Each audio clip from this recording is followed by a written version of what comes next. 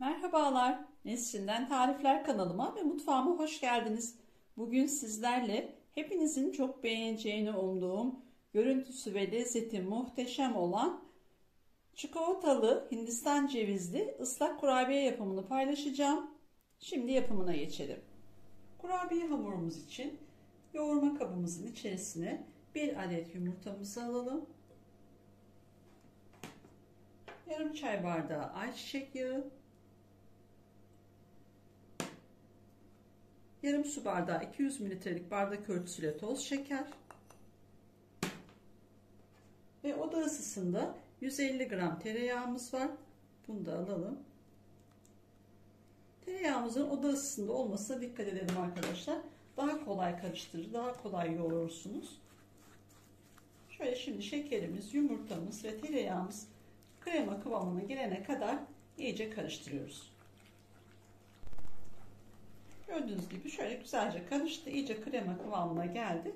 Şimdi de 2 yemek kaşığı nişasta. Ben mısır nişastası kullandım. Buğday da olabilir. Nişastamızı da şöyle güzelce iyice bir karıştıralım. İyice karıştı nişastamız da. Şimdi unumuzu katmaya başlayalım. Önce 2 bardağını ilave ediyorum. Klasik su bardağıyla yine 200 mililitre. 1 paket vanilya. 1 pakette kabartma tozumu ilave ediyorum. Önce spatulamla, daha sonra da elle yoğurmaya geçeceğim. Ununuzu kontrollü bir şekilde koyun. Şimdilik 2 bardağını koydum. Belki yarım bardak daha alabilir. Şimdi artık elimle yoğurmaya geçiyorum. Bazen yumurtanın büyüklüğüne, küçüklüğüne göre veya unların markasına göre aldığı un miktarı değişebilir. Onun için her zaman kontrollü bir şekilde koymakta fayda var. Şimdi yarım bardak daha ilave ediyorum. 3 bardak un tam geldi arkadaşlar. Şöyle toparlayalım hamurumuzu. Şöyle bir de elimize bir parça koparalım. Bakın elime hiç yapışmıyor. Çok güzel şekil alabiliyor. Artık hamurumuzun kıvamı tamam. Şimdi şekil vermeye geçebiliriz. Hamurumuzdan şöyle fındıktan büyük, cevizden küçük parçalar koparalım. Şu büyüklük yeterli. Şöyle gördüğünüz gibi küçük olacak arkadaşlar kurabiye hamurumuz. Ve üzerini şöyle avucumuzla, elimizle şöyle yasıltalım. Bu şekilde tepsimize dizelim.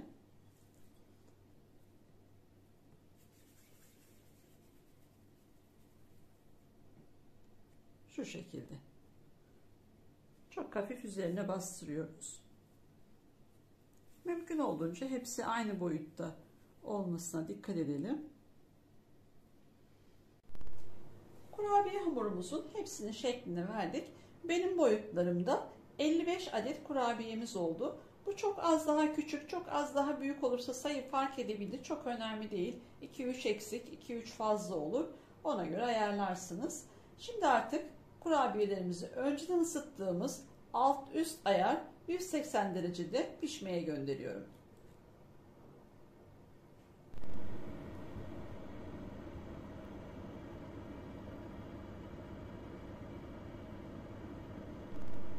Kurabiyelerimiz fırından çıktı. Gördüğünüz gibi harika oldular. Benim fırınımda 16 dakikada pişti. Daha fazla pişirmeyin arkadaşlar. Bu süre yeterlidir. Kurabiyelerimiz beyaz kalacak. Yani kızarmayacak. Onun için bu süre yeterli. Şimdi kurabiyelerimizi ılımaya ve soğumaya bırakıyorum. Kurabiyelerimiz iyice soğudu ve dinlendi. Şimdi bir tanesini şöyle alarak göstermek istiyorum. Soğuyana kadar tamamen bekledik. Altı çok hafif renk almış. Üstü zaten beyaz arkadaşlar. Bu şekilde olacak. Şimdi de kurabiyelerimizin arasına 2 kurabiyemizi şöyle birleştireceğiz üst üste. Bunun için arasına sürülebilir çikolata veya marmelat olabilir. Tercih sizin, hangisini tercih ederseniz. Çocuklar çikolatayı seviyor. Çocuklar için yapacaksanız bence çikolata tercih edin. Eğer günleriniz, çaylarınız için yapacaksanız da marmelat olabilir. Bu ayva marmelatı olabilir. Portakal, mandalina, şeftali, evde hangisi varsa onu kullanabilirsiniz. Şimdi artık kurabiyelerimizin arasına çikolatamızı sürelim. Şöyle bir tanesini alalım. Şöyle bir bıçak yardımıyla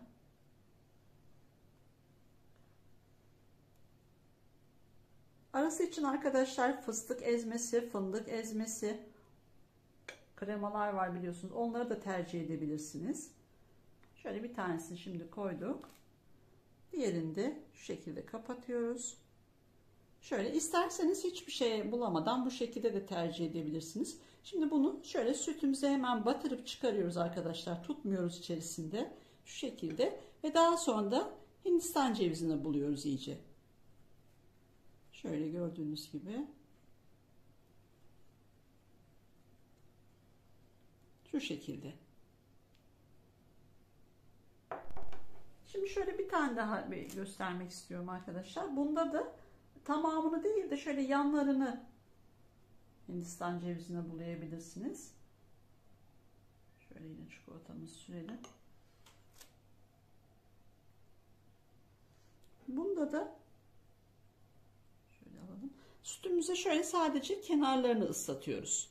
Tamamını değil ve şu şekilde sadece yanlarını Hindistan cevizine bulayarak bu şekilde de yapabilirsiniz. Bakın iki şekilde de yapabilirsiniz. Bir tane de marmelatla göstermek istiyorum. Şimdi sütümüzü şöyle alalım. Diğer sütümüze bulaşmasın. Yine alalım. Şöyle bir tane daha alalım. Marmelatınız arkadaşlar biraz koyu olsun. Eğer kıvamı katıysa çok az nişastayla koyulaştırabilirsiniz daha önceden. Çünkü çikolata gibi değil. Biraz daha akışkan oluyor. Şu şekilde yine batırıyorum. Ve hemen yine sütüme bulayıp alıyorum.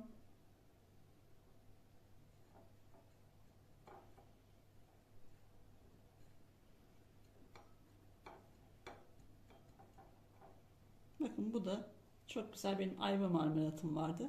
Bu da marmelatlısı. Bu şekilde de yapabilirsiniz. Dediğim gibi marmelatın biraz koyu olması lazım. Arkadaşlar bu şekilde hazırladım. Kremalarını koydum. Üzerlerine daha böyle pratik olsun diye. Size de bunu da göstermek istedim. Hani bir alıp bu şekilde yapmaktansa önce hepsini böyle hazırlayın. Çikolatalarını sürün veya marmelatını. Daha sonra da süte batırıp Hindistan cevizini bulayabilirsiniz. Yani daha pratik, sizi daha yormadan nasıl yapılabilecekse o şekilde de göstermek istiyorum. Mesela yarın gününüz var veya misafiriniz gelecek. Bugünden kurabiyelerinizi hazırlayın. Ertesi gün çikolatalarını sürün, Hindistan cevizini bulayın. O şekilde de yapabilirsiniz. Çikolatalı Hindistan cevizli ıslak kurabiyemiz artık sunuma hazır. Gördüğünüz gibi harika gözüküyor kurabiyelerimiz. Lezzeti de öyle, o şekilde muhteşem. Umarım sizler de tarifimi dener ve beğenirsiniz. Şimdi bir de şöyle yakından içini de göstermek istiyorum. Kurabiyemizin şöyle bir de iç dokusunu da göstermek istiyorum. Lezzeti muhteşem arkadaşlar. Mutlaka denemenizi tavsiye ederim. Harika bir kurabiye. Çocukların, büyüklerin hepsinin bayılacağı bir kurabiye. Şöyle bir tanesinde marmelatlı olanı da içini göstermek istiyorum.